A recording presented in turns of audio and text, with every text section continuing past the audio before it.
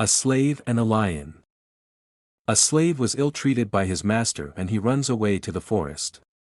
There he saw a lion, suffering in pain because of a thorn in his paw.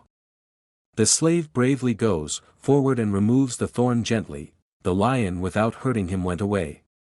Some days later, the slave's master came to the forest for hunting and he catches many animals and cages them. The slave is spotted by one of the master's servitors and he caught him and brought him to the cruel master. The master orders his servitor to throw the slave into the lion's cage. When the slave is awaiting his death in the cage and he realizes that it is the same lion that he had helped. The lion also realized the slave, and it doesn't hurt him. The slave rescued the lion and all other caged animals. How to live life. Once a man was walking by a park and he heard a voice from nearby bushes. When he looked there, he saw that a cat was stuck there that needed help. The man tried to get it out but the cat got scared and started scratching that man's hand. The man screamed in pain but didn't back out and tried again and again. Every time he tried to reach the cat would scratch his hands. Another man saw that and said, "Leave it. The cat would eventually find a way to come out later." That man didn't pay attention and continued to try helping that cat to get out.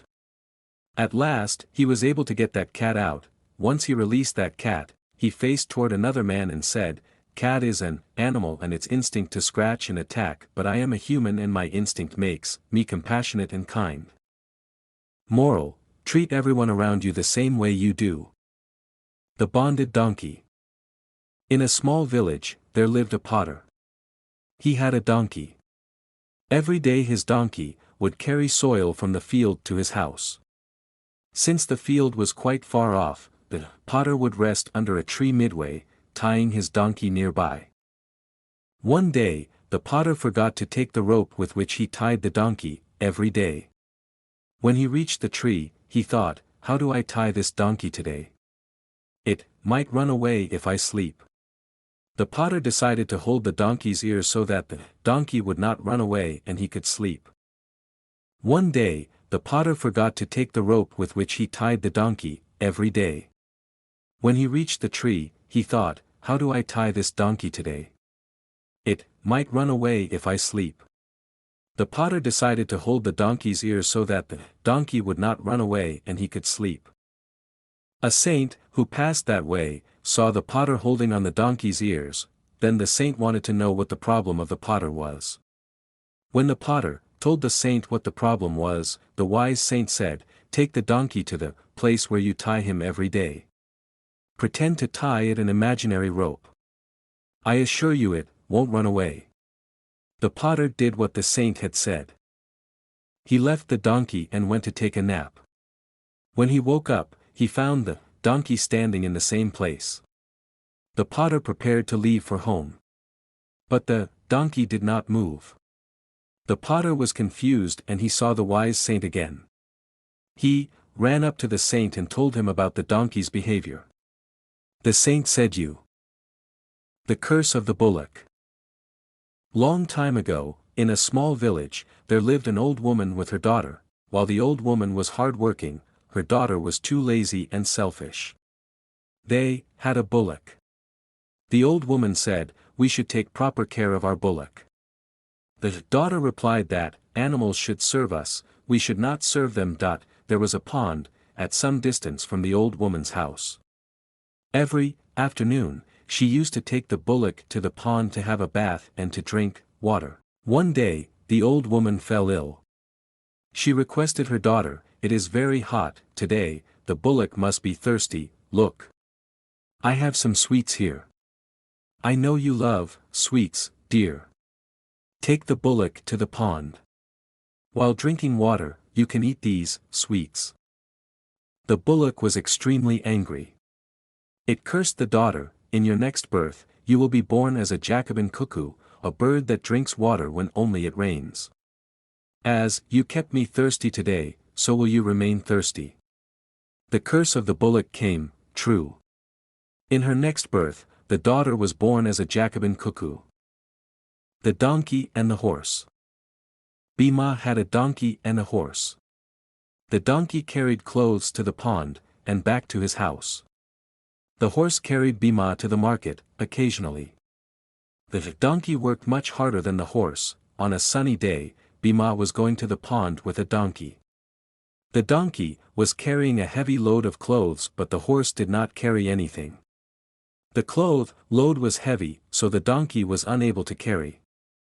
When the pain became unbearable, the donkey said to the horse, "This load is too much for me, brother. Please take some of this load on your back." The horse replied, "Why should I carry? I am here only to carry our master to the market." The donkey felt totally exhausted and also unable to move. Finally, the donkey collapsed to the ground. Immediately the washerman gave some water to the donkey. The washer man then picked up the bundle of clothes from the back of the donkey and placed it on the horse's back. And now the horse thought, "I should have helped the donkey. I made a mistake.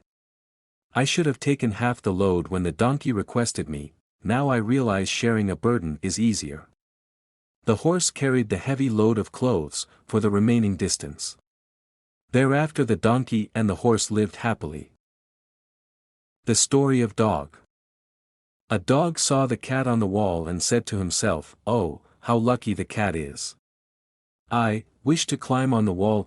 Next, it sees a goldfish swimming in an aquarium. It thought how nice it would be to swim in the cold water. Just then, the fish says to it, "The grass looks so warm and nice. I like to lie in it." Shortly after, a sparrow passes by and says, "Oh, I would like to play all day in the sun. And if I am a dog, then I will play the whole day." On hearing all this, the dog realizes how lucky it was and it started appreciating all the things it had. Moral: it always seems that the grass is always greener on the other side. But the joy lies in appreciating what we have. One night when a shopkeeper was just about to close his shop, a dog came to his shop. The dog was holding a bag in his mouth. When the shopkeeper opened the bag, he saw a list of items and money in the bag. The shopkeeper took the money, and placed all the items in the bag written on the list. Immediately the dog picked up the bag and left. The shopkeeper decided to follow the dog to meet the dog's owner.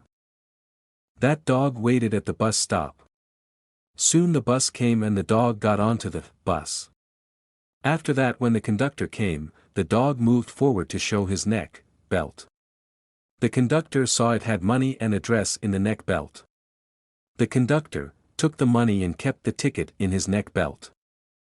When the bus reached the destination, the dog started to wag his tail to indicate that he wanted to get down. The bus stopped and the dog got down. The shopkeeper was still following that dog. The shopkeeper saw that after walking some distance, dog reached a house and knocked on the door of that house. A person came out who was the owner of the dog. When the dog owner saw the dog, he started to beat it with a stick very badly. The shocked shopkeeper who was following dog went to dog owner and asked him, "Why are you beating the dog?" Owner replied, "He disturbed my sleep. Instead, it could have taken keys with him."